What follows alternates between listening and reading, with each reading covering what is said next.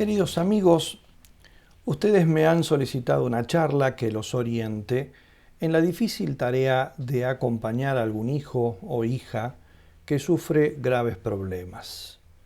Estos problemas pueden ser psicológicos o morales o ambos. A decir verdad, cuando me contactaron me pidieron que tratara el caso específico de personas con un drama muy particular. Pero como en mi experiencia he visto que los consejos que debemos ofrecer sirven para distintos problemas, me ha parecido mejor no reducir lo que tengo que decir a este solo tema. De ahí el título que puse a la charla: Consejos para padres con hijos problemáticos. Cada uno sabrá cómo acomodarlo a su caso personal. Les voy a leer algunas de las preguntas que me acercó la persona que me hizo el pedido. Me enumera así algunas de las cuestiones para las que me han pedido consejo. Dicen así: ¿cómo vivir con un hijo o hija con problemas serios? Aquí nombra particularmente, como les decía, ese problema que muchos de ustedes enfrentan, pero al que no quiero que se circunscriban mis consejos, porque si no dejarían de ayudar quizá a otras personas con problemáticas semejantes, aunque no son estrictamente la que aqueja a la mayoría de ustedes. Otra pregunta: ¿cómo respetar, entender y darle su espacio a nuestros hijos? ¿Hay que ayudarlos? ¿Hay forma de ayudarlos cuando ellos no quieren la conversión? ¿Hay forma de ayudarlos cuando ellos sí quieren la conversión? Cuando ya se han tomado todos los cursos, terapias, ayudas psicoespirituales, ¿qué resta hacer como padres? Hemos intentado todo de manera psicológica y espiritual. ¿Por qué no vemos la luz? Y la última de las preguntas que leo, hay más, ¿no? ¿Qué es más cómodo para los padres?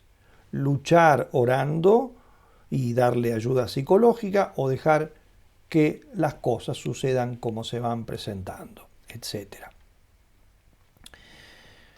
Comprendo claramente sus sufrimientos y créanme que me acongoja la cruz que les ha tocado llevar. Pero hablamos en cristiano, entonces también debo añadir que los felicito por animarse a cargar esa cruz. La cruz, decía un santo, fecunda cuanto toca. Es decir, por más que sea difícil de llevar, nos purifica, nos santifica a nosotros y a los que tenemos responsabilidad, sobre los que tenemos responsabilidad, nuestros hijos, cónyuge, hermanos, la sociedad en la que vivimos. Nos ayuda a asemejarnos a Jesucristo y acompañarlo en el camino hacia el Calvario, que no olvidemos nunca, Él transita por nosotros. Yo no voy a darles consejos estrictamente profesionales, porque esto es competencia de un especialista en psicología, quizá incluso depende de los problemas, un especialista en psiquiatría, y no de cualquiera, sino de uno muy bien preparado y además bien orientado, que no siempre se encuentra, ¿no? Bien preparado me refiero a su profesión, bien orientado me refiero a las líneas morales de la Iglesia Católica.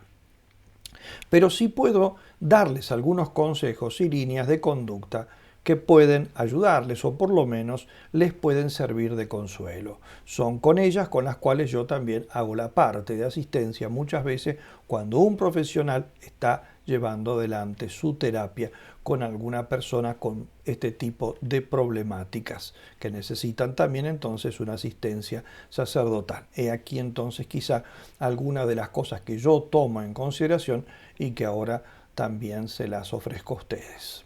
Voy a comenzar directamente con estos puntos que he ido preparando, son un poquito quizá desordenados, pero van abarcando los distintos aspectos que deberíamos tener en cuenta y que quizá al menos nos sirvan para disparar otras reflexiones que a cada uno de ustedes puede venirles, incluso sobre todo con la ayuda también que les puede dar el Espíritu Santo, para que ahonden más en estos temas desde la luz de la fe, que es lo que principalmente nos interesa. Primero de estos pensamientos o consejos, y yo lo sintetizaría de esta manera: los padres son siempre padres, los hijos son siempre hijos. Es decir, no importa cuáles sean los problemas, la gravedad de los mismos, la posibilidad de curación o no posibilidad de curación, siempre hay que salvar la paternidad y la filiación. Es decir, siempre y en todo momento los padres han de esforzarse por cumplir su deber de padres, ¿no? Si son los hijos, porque esto también podría ser de hijos que tienen que cuidar a padres con algún problema particular, ¿no? Los hijos son siempre hijos y no deben renunciar a ello, ¿no? Por más difícil que sea, por más que a veces uno diga que parece haber llegado al límite, siempre hay que recordar que el padre y la madre siempre son padres, ¿no? Y los hijos siempre son hijos. O sea, no se puede renunciar a dejar de cumplir el cuarto mandamiento de la ley de Dios, ¿no? Y que por ahí pasa incluso el camino central para muchas personas de su santificación, del cumplimiento de esos deberes en circunstancias quizá heroicas. Segundo punto. Para ayudar a otra persona que tiene un problema serio, no importa cuál sea este, hay que conocer en profundidad y con toda seriedad cuál es la naturaleza del problema que tienen. Por eso entonces las personas que quieren ayudar a otro tendrán que aprender, tendrán que leer en la medida que ellos puedan, tendrán que asesorarse, por lo tanto consultar, hablar, que es lo que están haciendo la mayoría de ustedes en este momento con esta charla, pero no debe limitarse a escuchar una conferencia, ¿no? Sino que, como digo, es una tarea siempre que se va haciendo, ¿no? Que se va haciendo. Luego de esto, que es el tratar de ahondar y entender bien cuál es el problema, las posibles raíces, la naturaleza, las posibles consecuencias que tiene, las posibles terapias que se ofrecen, luego habrá que conocerlo en concreto, es decir, a ver cómo se ha producido este problema en esta persona concreta, mi hijo, mi hija, mi hermano, mi hermana, mi cónyuge, etc. ¿Qué gravedad tiene en él? ¿Qué arraigo ha llegado a establecer ya en la persona? ¿Con cuáles otros problemas se asocia? Esto es muy importante, porque a veces el problema que nosotros vemos en cuestión está asociado a muchos otros problemas que también tiene la persona, que quizá como son menores, o porque este por ahí en particular nos causa cierta vergüenza, cierto dolor particular, es el único que considero. Pero a veces para solucionar este hay que solucionar muchos otros problemas. Ahora quizá va a ir saliendo en la charla la mención de algunos de ellos, ¿no? Y esto, como digo, hay que entonces entenderlo en esta persona concreta, porque no en todos se da así. Por ejemplo, podemos nosotros tratar de ayudar a 5 o 6 personas con problemas de alcoholismo, pero no en todos ellos esto empezó igual, no en todos ellos se da de la misma manera, no en todos ellos está asociado a las mismas circunstancias históricas, y por eso también no en todos ellos el camino de sanación será estrictamente igual.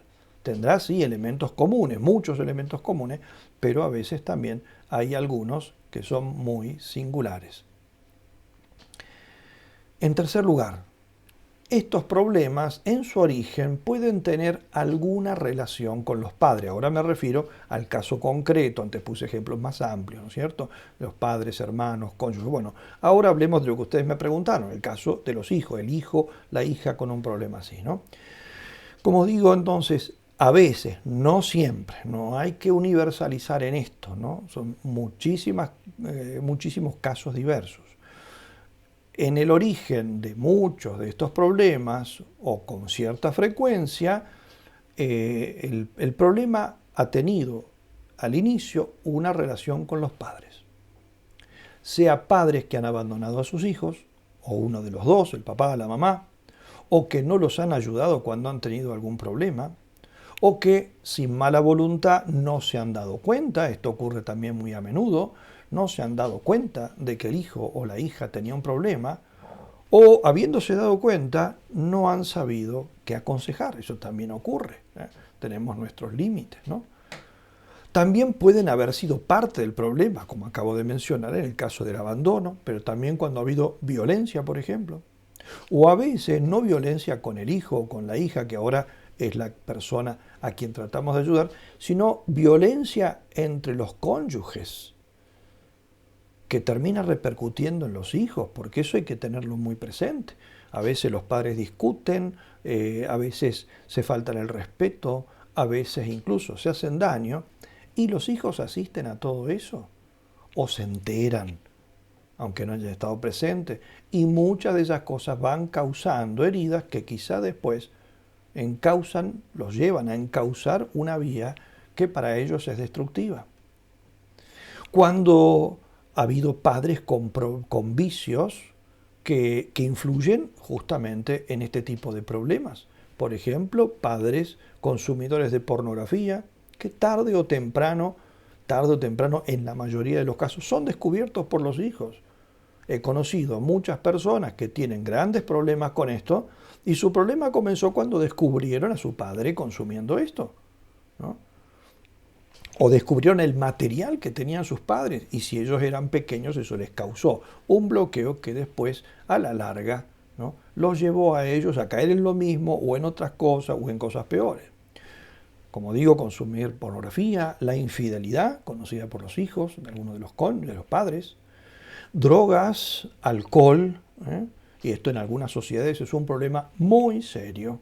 Incluso en aquellas sociedades donde, por ejemplo, como acabo de mencionar, el consumo excesivo de alcohol hasta llegar a la embriaguez es considerado como algo soportable o normal, digamos. Normal nunca lo es, porque normal es adecuarse a la norma, y acá no hay ninguna norma, ¿no? Por supuesto, la persona normal es una persona con otro equilibrio, ¿no? Pero incluso en esos casos sigue produciendo problemas, ¿no? Todo esto, como digo, y muchas otras cosas pueden haber influido en los hijos, causando en ellos depresión, rabia, sentimiento de inferioridad, sentimiento de abandono, pusilanimidad, el hijo con el alma pequeña, así angustiado, siempre temeroso, aislamiento. También menciono el caso de los padres que sin caer en grandes vicios son mundanos, es decir, ¿no?, viven solamente para este mundo, viven según las máximas de la sociedad consumista, y mundanos en la manera de ser, la manera de vestir, la manera de hablar, la manera de tratar a los demás, y todo esto tiene cierta repercusión en la educación de los hijos.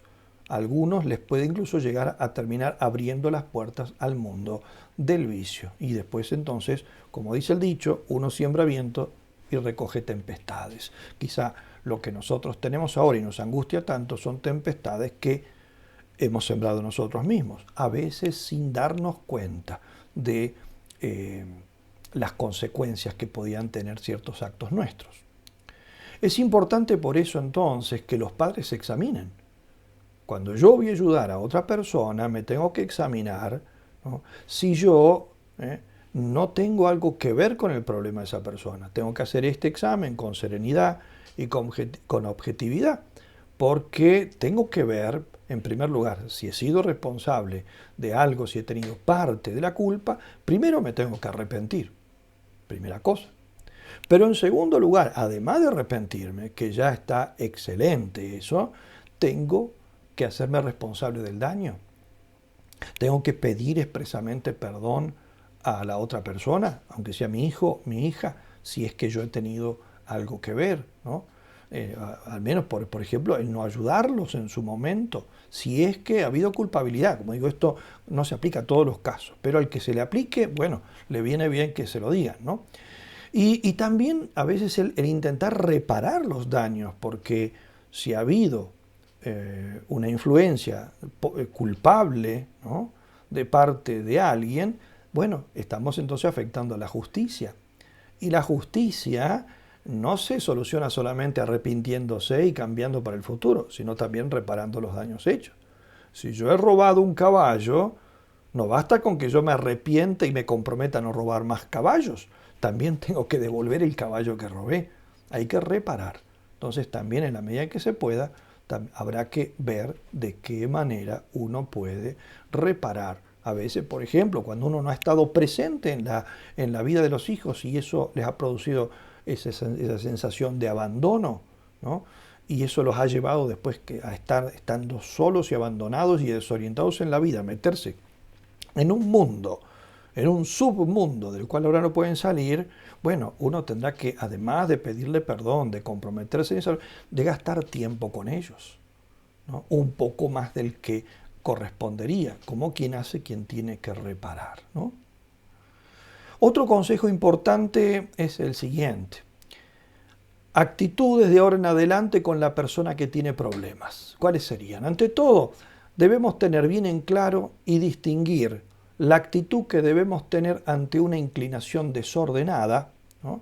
Que puede ser algo que se padece, algo que la persona no eligió, sino que experimenta y a veces no sabe desde cuándo, y a veces cree que desde siempre, y no es así, no es así. Pero bueno, puede pensar eso, que desde siempre. Entonces, una cosa es qué actitud debo tener yo con el hijo, con la hija, que padece una inclinación hacia un comportamiento desordenado, y otra cosa distinta, ¿no?, es la actitud que debo tener ante los actos desordenados. Una cosa es la inclinación y otra el acto.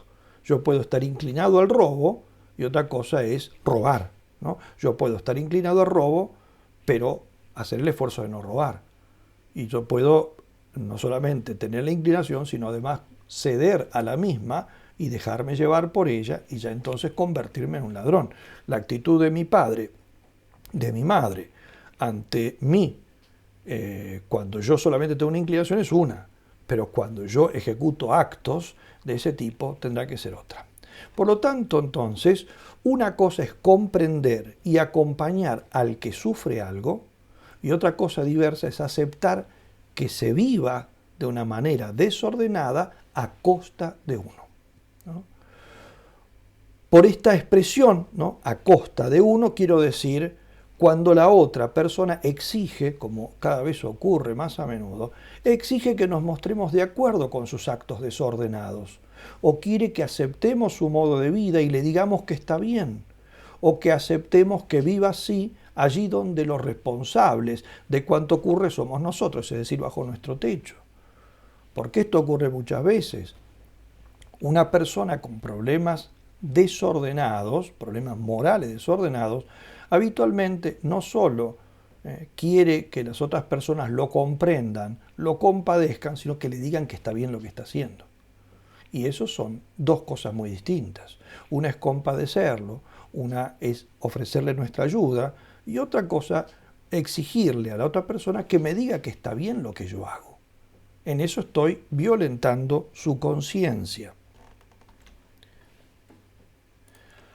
Una persona que es dueña de su casa, jefe de su hogar, no puede exigir que todos los que viven bajo su techo sean virtuosos.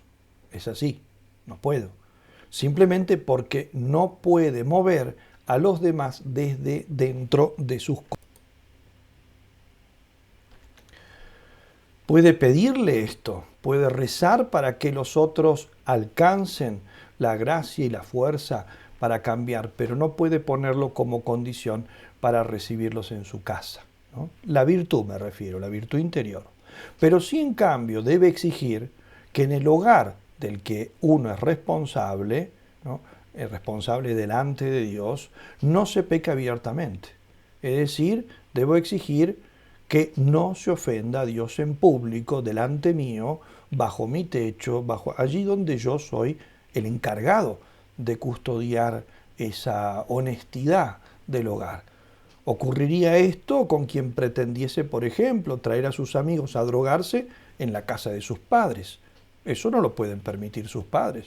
O traerlos para que se emborrachen dentro de su casa. O traer otras personas para realizar actos de lujuria. A quien pretendiese reunir en la casa de sus padres a los socios de una banda de ladrones. Evidentemente, el padre o la madre, quien esté a cargo, no puede permitirlo, ¿no? Por eso, aunque cueste mucho, no se puede permitir que un hijo o una hija traiga a convivir bajo el mismo techo a otra persona, sea esta del sexo que sea, si se trata de una convivencia deshonesta. Una cosa es que traiga a alguien como amigo y se le dé un trato propio de amigos. Y otra, que pretenda tener delante de sus padres o bajo el techo de sus padres un trato propio y exclusivo de esposos cuando no lo son, ¿no? De esto sí es responsable el dueño de casa y lo debe exigir por el bien de toda la familia y del mismo hijo que pide algo que degrada de alguna manera a sus padres. Pero incluso en casos muy extremos y difíciles, donde hay enfrentamientos por este tema, siempre el padre o la madre, el dueño de casa, tiene que ser manso y caritativo, lo que no quiere decir que no diga lo que tiene que decir, ¿no? Y alguna que otra vez quizá lo tenga que hacer con una palabra fuerte. La Biblia es muy exigente en esto con los padres y muestra cómo el verdadero castigo no se opone necesariamente al amor, es el mal castigo, pero el ser estrictos con este respeto por la ley de Dios en lo exterior, como digo, lo interior no puedo yo entrar dentro del corazón, pero sí en cuanto a los actos exteriores, esto, ¿no? Como digo, la Sagrada Escritura, la Biblia, ¿no? Lo pone como condición del verdadero amor de los padres y dice que el que no castiga al hijo que delante de él ofende a Dios, ¿no? Como si ofendiera también a su madre, no lo ama verdaderamente. En esto, los llamados libros sapienciales de la Sagrada Escritura están llenos de frases que los invito a leerlas. Por ejemplo, en el libro de los Proverbios, el libro de la Sabiduría, el libro del Eclesiástico, el libro del Eclesiastés. Otro consejo, el quinto consejo que les doy.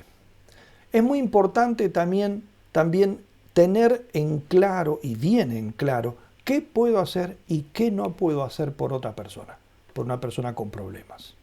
Hay cosas que yo puedo hacer por otro. Yo puedo rezar, indudablemente, siempre. Yo puedo ofrecerle mi consejo, casi siempre. Yo puedo ofrecerle mi ayuda, incluso económica, algunas veces o muchas veces, depende de cada uno. Puedo ofrecerle ayudarlo a buscar personas, terapeutas, sacerdotes mejores, más especializados que uno. O sea, todo lo material y espiritual que se puede ofrecer desde afuera, yo, en una medida o en otra, lo puedo hacer.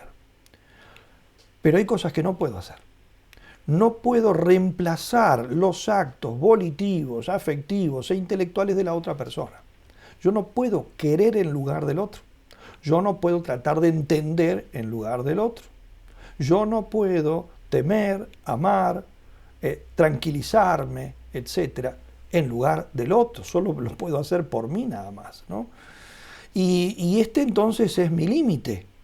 Este es mi límite, ¿no? A veces uno se siente impotente y es un sentimiento normal, porque verdaderamente ante ciertas cosas somos impotentes. No podemos volar, no podemos vivir bajo el agua, tampoco puedo reemplazar a otra persona en los actos interiores que tiene que hacer ella.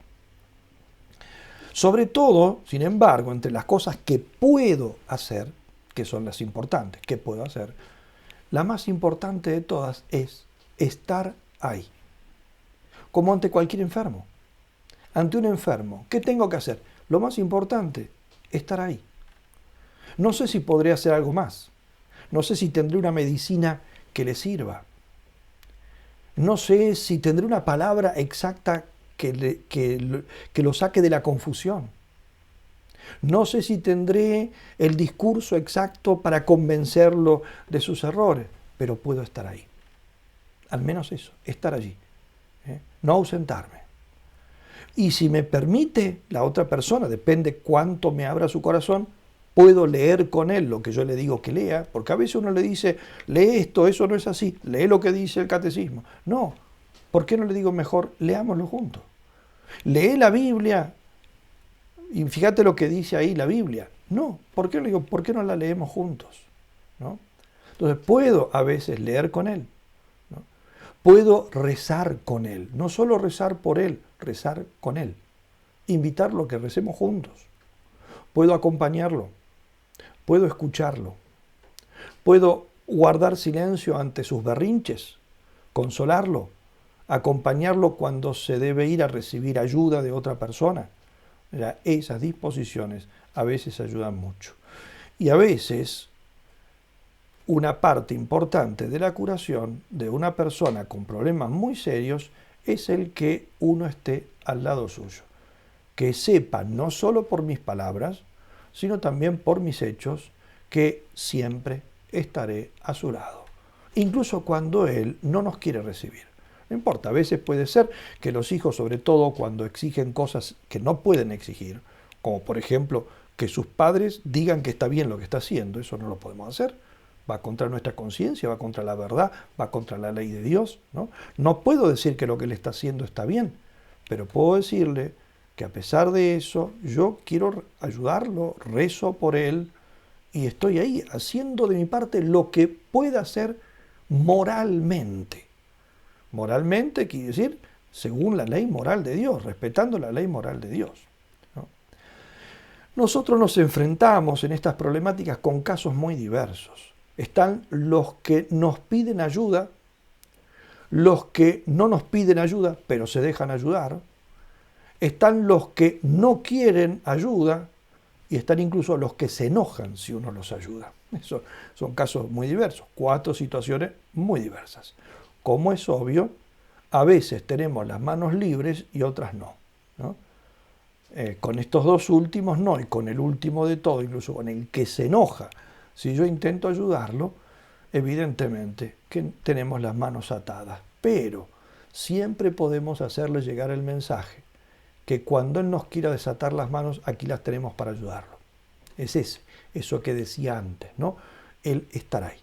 El hacerle llegar el mensaje de que aquí estoy.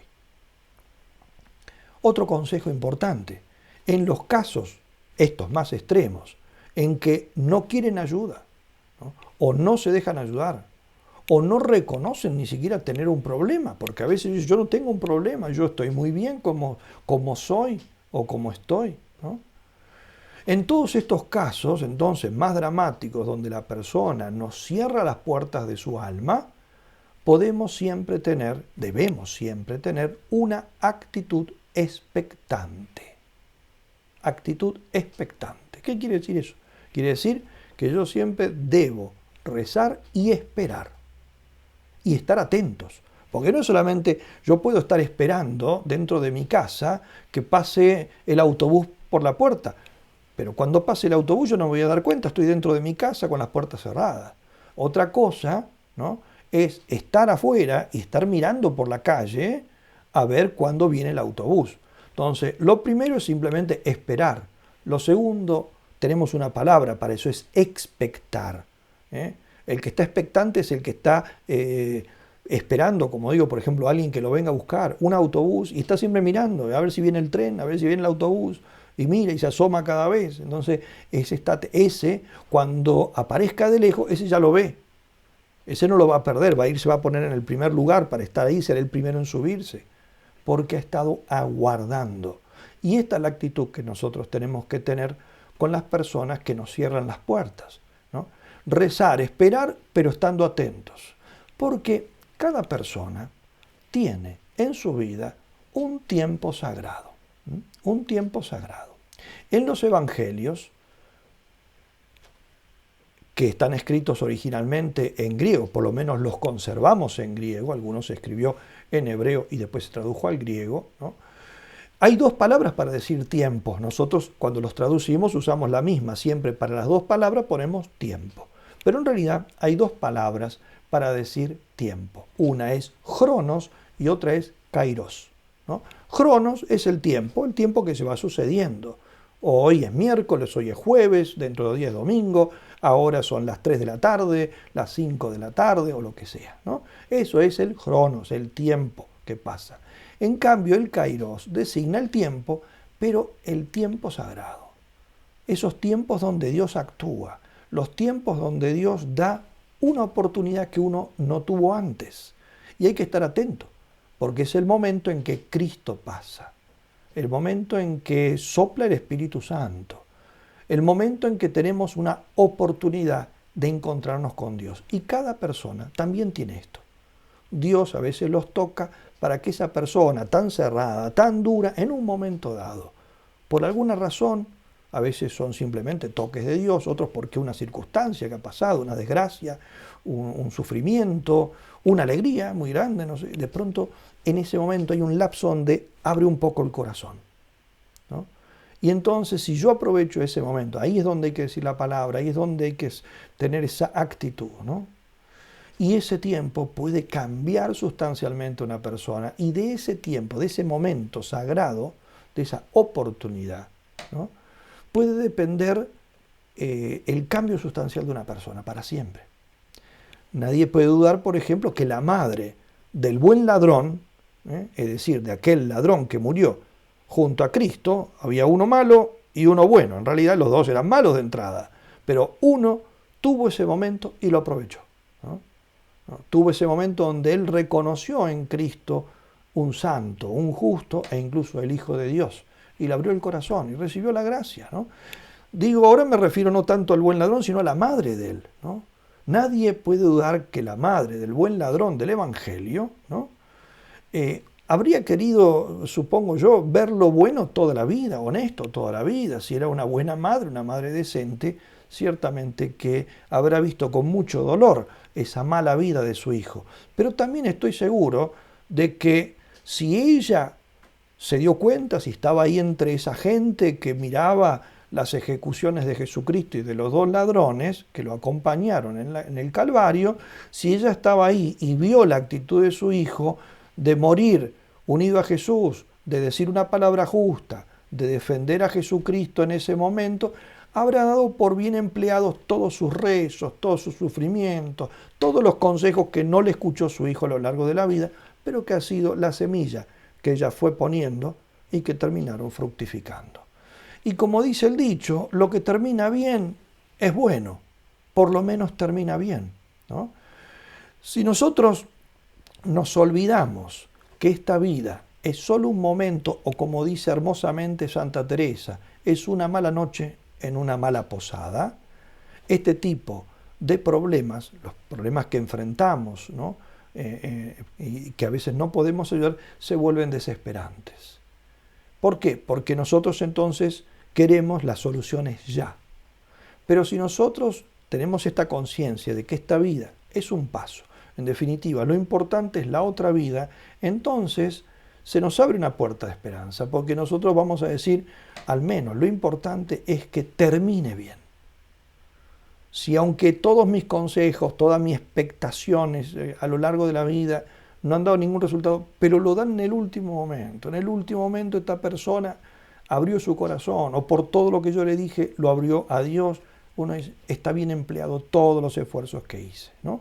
Y toda cruz que yo llevé, ¿no?, por esta persona se vuelve llevadera, o sea, vale la pena. Por eso, de parte de uno, jamás se debe romper de modo definitivo con aquellos que en este momento nos tienen cerradas totalmente las puertas, incluso en los casos más extremos, ¿no?, más extremos, ¿no? Por eso no se debe jamás tener esa actitud que a veces uno ve en algunos padres y que a veces nos ha dejado la literatura algunos ejemplos, ¿no?, en célebres historias y novelas, del padre que dice que a partir de este momento, por lo que ha hecho su hijo, por lo que ha hecho su hija, lo considera como muerto, aquel que dice que considera a su padre muerto, aquel que dice que a partir de su hermano, para él es como si estuviera muerto. Eso jamás se debe decir. Eso es anticristiano. Incluso con el más ofensivo de los hijos, de los padres, de los hermanos, de los cónyuges, hay que tener la actitud que nos enseñó Jesucristo. ¿Dónde? En la parábola del hijo pródigo. Allí describe un padre que hace esto que estoy diciendo yo, expectación y oración, ¿no? El hijo del padre, el hijo pródigo, como lo llamamos nosotros, con el padre es sumamente insultante, ¿no?, y lo trata realmente mal y no le importa el dolor que le causa y se va. Pero el padre no reacciona malamente, sufre en silencio y reza y espera. Y como dice la parábola, todos los días sale a mirar a ver si el hijo no vuelve. Hasta que un día, justamente, le llegó ese tiempo oportuno, esa oportunidad de la conversión, y el hijo se acercó. Y ahí tenía todo preparado. Lo que le iba a decir, cómo lo iba a tratar y cómo entonces iba a terminar de ablandar a ese hijo y de ayudarlo, ¿no? Porque no hay que olvidarse de que ese hijo de la parábola vuelve arrepentido, sí, pero tiene que haber venido muy lleno de heridas. Es el padre el que termina de recibirlo y de curarlo con su cariño, con su buen trato, ¿no? No olvidemos nunca las palabras de aquel obispo, el obispo de Tagaste a Santa Mónica, que muchos dicen que la dijo San Ambrosio, pero en realidad esto no lo dijo San Ambrosio en Milán, sino el obispo de la tierra africana de Santa Mónica, el obispo propio de ella, ¿no? El cual le dice esas palabras tan hermosas a esa mujer que lloraba y lloraba y lloraba por su hijo tan descarriado, ¿no? No se puede perder un hijo de tantas lágrimas. Entonces esa es la esperanza. Y como digo, entonces, prepararse para ese momento oportuno. A veces, ahora, en este momento, uno está angustiado, desesperado, parece que no puede hacer nada. Pero no demos por vencido a Dios, porque a Dios nunca se lo vence. Y tendrá su momento de oportunidad. Y quizá nosotros, ¿no?, tengamos justamente en esa oportunidad del hijo, de la hija, tengamos el modo de poner también nuestro grano de arena. A veces no. Lo importante no es que nosotros seamos quienes los ayudan, sino que por lo menos se dejen ayudar por Dios, ¿no? Pero Dios a veces quiere justamente esto, darnos este consuelo de que nosotros tomemos parte. Pero hay que estar entonces expectantes, aguardando ese momento. Por eso, justamente, para que se pueda dar ese momento, hay cosas que no debemos hacer jamás. Una de ellas es justamente, debemos tener mucho cuidado con las palabras que utilizamos, las cosas que decimos, sobre todo cuando nos enojamos.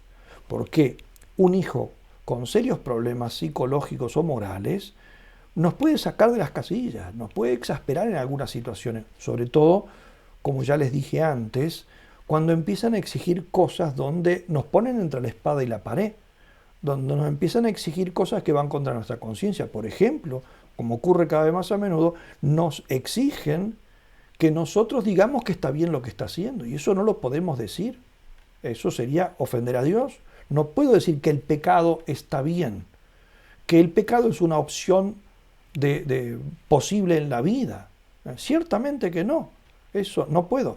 Puedo buscar las palabras, de evitar ir al choque, ir al enfrentamiento, pero no puedo decir algo que es falso, ¿no? Entonces hay situaciones donde algunos exasperan con esto porque a la sociedad muchas veces le dicen que haga esto con sus padres o con sus educadores, ¿no? Y entonces en esos momentos ahí puede uno salirse de las casillas, lo cual sería lógico, pero no recomendable, ¿no? Y entonces usar palabras realmente que terminen de cortar un hilo que uno no debe dejar nunca que se corte, ¿no? Ese hilito no de parte de uno, si se corta que no sea por culpa de uno y uno hacer el esfuerzo justamente de que no se corte nunca en la medida de lo posible, ¿no? Y por eso entonces hay que tener cuidado con esto. Las palabras pueden causar más daño que un cuchillo, más daño que un hacha, ¿eh? Por eso es que nuestras palabras, incluso en los casos de mayor dolor y de enfrentamiento, aunque no seamos nosotros los que busquen el enfrentamiento, que siempre las palabras dejen abierta la puerta de la esperanza y de la futura reconciliación. A veces mejor callar, morderse la lengua, ¿no?, y esperar el momento en el cual el que se tenga que arrepentir sea el otro y no uno de haber dicho algo que no tenía que decir, ¿no? Pero para esto, evidentemente, uno tiene que tener mucho dominio de sí mismo, ¿no? Y esta puede ser nuestra principal tarea en este momento, trabajar sobre nosotros para estar preparados por si alguna vez se nos pide ayuda, ¿no? No hay que olvidarse de eso. A veces hay padres que me preguntan a mí, ¿qué puedo hacer? Y están refiriéndose, ¿qué puedo hacer ahora sobre él, por él? No, lo que ahora tiene que hacer no va sobre él, va sobre usted. Más adelante quizás se dé la oportunidad de, por haber trabajado ahora sobre usted mismo, más adelante quizás podrá ayudarlo a él. Pero este no es el momento, él no se deja ayudar, pero prepárese usted. Es como si yo tengo un enfermo que tiene una enfermedad muy grave y no me deja que lo toque. ¿Y qué puedo hacer por él? Mire, en este momento estudie medicina y prepárese. Quizás si dentro de 6 años recién ahí le permite que usted lo ayude, usted dentro de 6 años ya es médico, entonces usted lo puede curar. Entonces trabaje usted sobre sí mismo. No digo que hay que estudiar medicina, lo que me refiero es que uno tiene que trabajar sobre el dominio de sí mismo, adquirir las virtudes necesarias, todo lo que dije antes, conocer los problemas, etc. Cuando quizá nos abra la puerta, ese hijo, esa hija, ahí nuestra ayuda podrá ser entonces eficaz. Dicho de otra manera, nunca hay que destruir los puentes. Puede ser que ahora yo no pueda pasar el puente que me lleva al alma de la otra persona, porque ésta no me deja pasar. Pero dejemos el puente intacto y cuidémoslo. A veces, cuando menos lo esperamos, el otro cruza el puente o me permite cruzarlo a mí. Otro consejo importante, un hecho fundamental en estos casos, es que los hijos deben percibir en los padres el ideal que ellos, los padres, le están pidiendo a él que viva. Los padres tienen que mostrarle a los hijos con problemas morales graves que es posible vivir la virtud, incluso si para mostrarles eso uno tiene que hacer grandes sacrificios en la propia vida. Por eso carecen de autoridad los padres que con buena voluntad, eso no lo discutimos, con buena voluntad piden a sus hijos que dejen tal o cual comportamiento o modo de vida quizá antinatural. Digo, no tienen autoridad si ellos a su vez viven mal, aunque sea que vivan mal en otro campo distinto. Por ejemplo, si ellos mismos no viven bien sus matrimonios, o están esclavizados a un vicio como la droga o el alcohol, o se ganan la vida de modo deshonesto, etcétera, tantas situaciones distintas, ¿no? Todo esto, en definitiva, es más fácil de romper, estos lazos que el padre o la madre tienen con un mal comportamiento, con un mal modo de vida, con un mal carácter o con otros vicios, es más fácil de romper, en definitiva, que los lazos que tiene que romper este hijo o esta hija atados a una inclinación profundamente arraigada y desordenada, ¿no? Y a veces la única manera de convencer a un muchacho, a una muchacha, de que pueden cambiar sus problemáticas vidas, es mostrarle que uno las puede cambiar también en los grandes problemas que tiene, grandes problemas morales. En esto vale lo que decía un gran educador que fue San Alberto Hurtado. Él decía, es más fácil enseñar que educar. Es más fácil ser maestro que educador. Más fácil enseñar que educar. Porque, explicaba así, para enseñar basta con saber algo y transmitirlo. Pero para educar hay que ser algo y mostrarlo en la propia vida. Por eso, ¿no?, lo primero, el ser maestros, el transmitir buenos consejos, buenas enseñanzas, no siempre forja un temperamento. Lo segundo, ser un educador, mostrar en la propia vida el ejemplo de virtud, siempre produce sus efectos.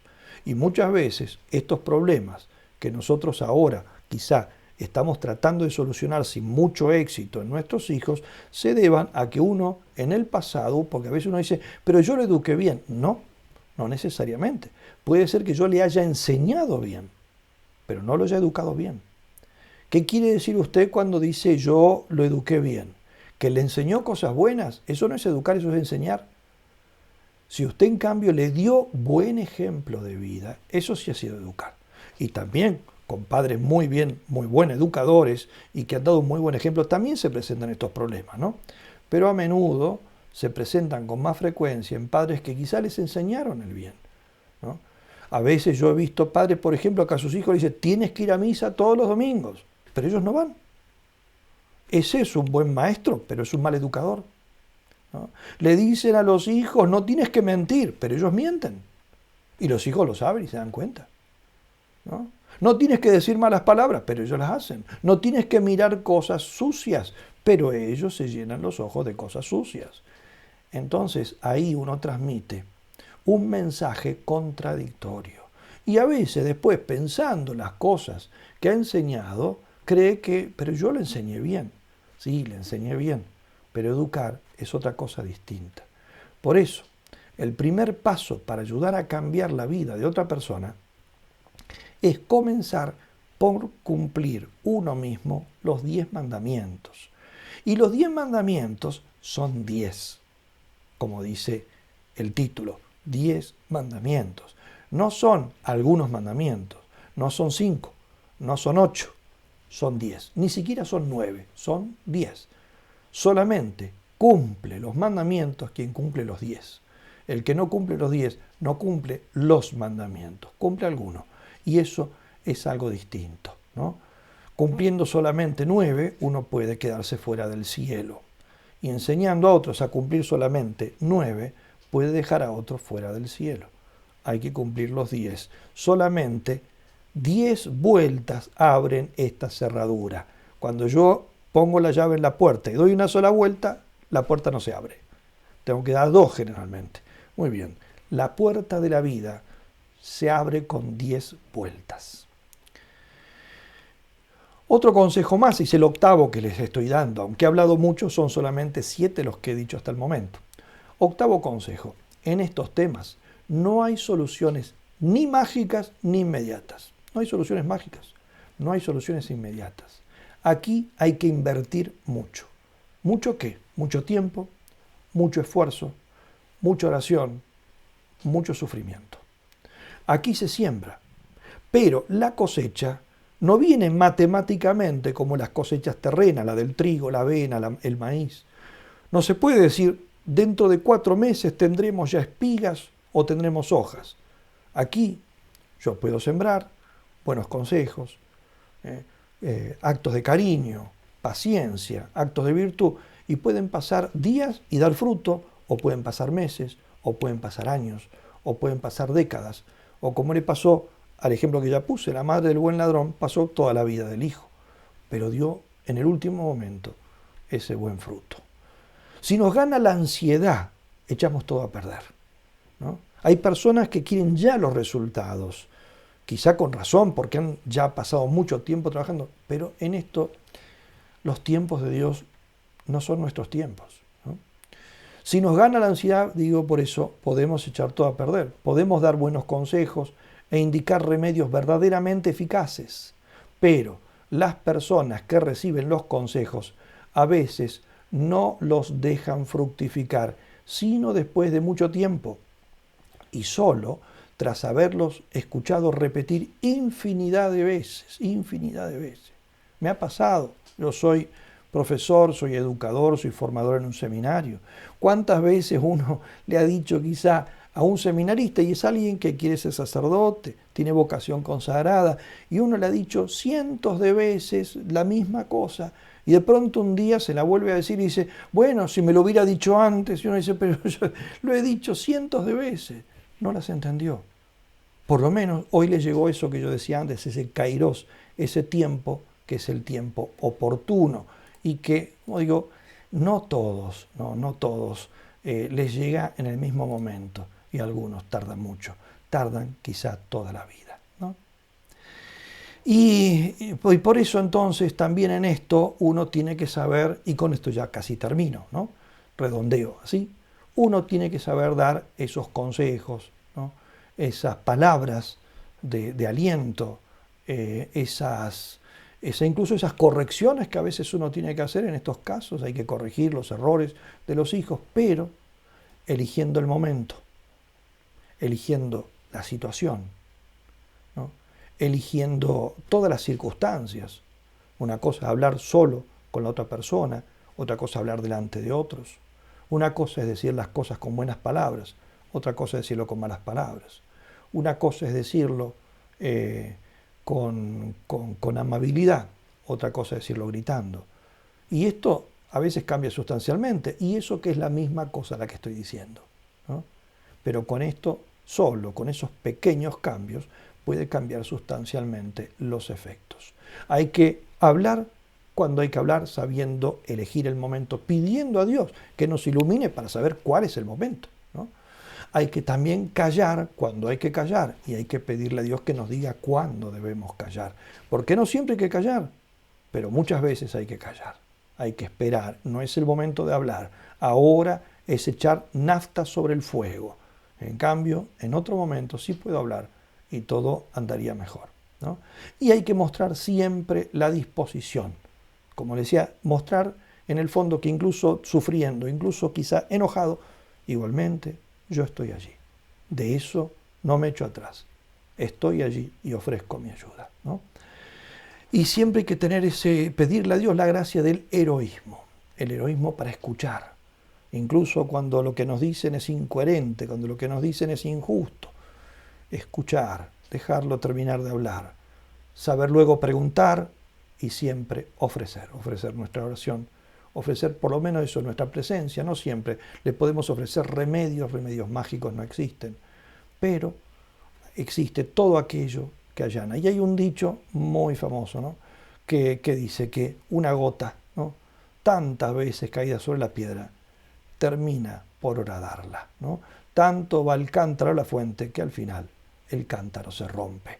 Y así ocurre también estas cosas. Tantas veces uno muestra esa actitud de benevolencia, de cariño, de espera, de sufrimiento, de ofrecimiento de nuestra ayuda, que muchas veces, aunque tarde mucho y aunque tarde quizá casi toda la vida, el cántaro, ese cántaro duro que no nos deja meter la mano en el corazón del otro, se termina rompiendo. Y sobre todo, ¿no?, y con esto termino, roguemos especialmente con nuestra oración al corazón de Jesucristo, al corazón de la Santísima Virgen, particularmente al de ella, porque ella bien supo algo que nos toca a nosotros padecer, y es ella bien supo lo que es llorar por un hijo. Aunque ella lloró por un hijo santo, lloró por un hijo que sufrió mucho. Nosotros no lloramos necesariamente por un hijo santo, pero lloramos para que lo sea. Y por eso la Virgen sabe escucharnos. Muchas gracias por haberme tenido esta paciencia. Espero que estos consejos, quizá desordenados, les hayan podido igualmente abrir un poco o camino en este difícil panorama y en esta hermosa vocación que Dios les ha dado de ser sireneos. Porque así como el sireneo acompañó a Cristo en el camino de la cruz, y no tiene que haber sido nada agradable, porque caminar hacia el Calvario, ayudando a Jesucristo a llevar la cruz y participando entonces también de los abucheos que recibía él, de los empujones que recibía él, de los insultos que recibía él, no tiene que haber sido muy fácil para el sireneo. Y sin embargo nosotros ahora lo recordamos siempre con gratitud por haber acompañado a nuestro Señor camino al Calvario.